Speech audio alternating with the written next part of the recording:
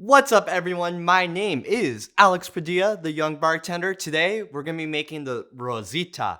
So the Rosita cocktail can be traced back to Mr. Boston's official bartender's guide back from the 1970s.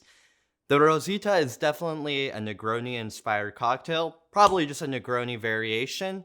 So instead of gin, use Reposado Tequila.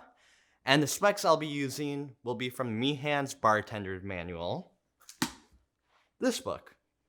Really great book with a lot of awesome cocktail recipes and inspiration and a lot of tips and tricks as well as words from multiple bartenders from around the world. So let's get started, shall we?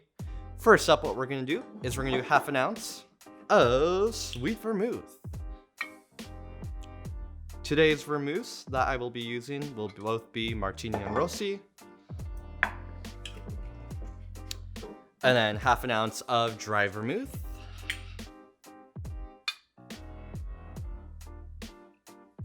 Ooh, that's a little bit too much vermouth. There we go.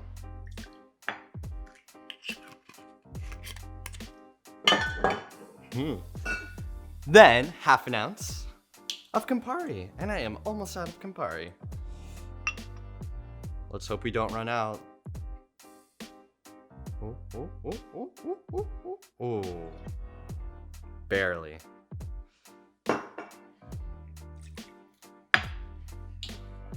Ooh. And then 1.5 ounces of tequila. I am using tequila Corralejo.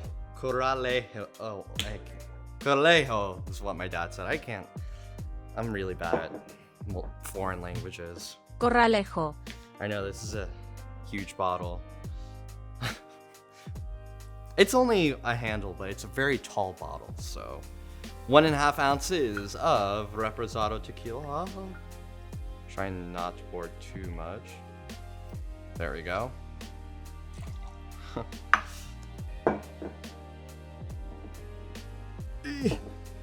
Jeez. And then a dash of Angostura bitters. Then add ice to our mixing glass. And then stir.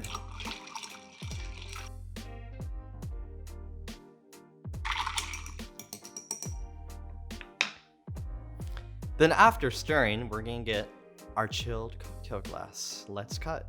And we're back. So let's strain this into our chilled coupe glass. Ooh, there we go. Oh no, I got an ice.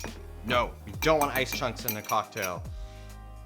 I recently went to a bar and I ordered a martini. The martini had ice chunks in it. It totally ruined the drink. Always make sure you strain. Oh gosh, darn it, I spilled. Got a little too comfortable. And then this Meehan's recipe calls for an orange twist. I don't have any oranges, so I'm just gonna do a lemon twist.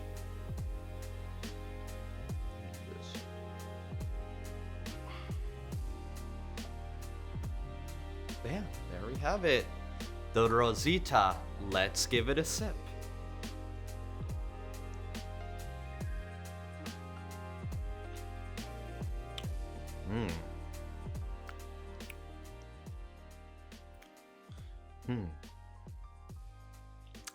So right away, this totally reminds me of a Negroni, but instead of the juniper and the other botanicals that you would find with using gin, you definitely get that the flavors of agave.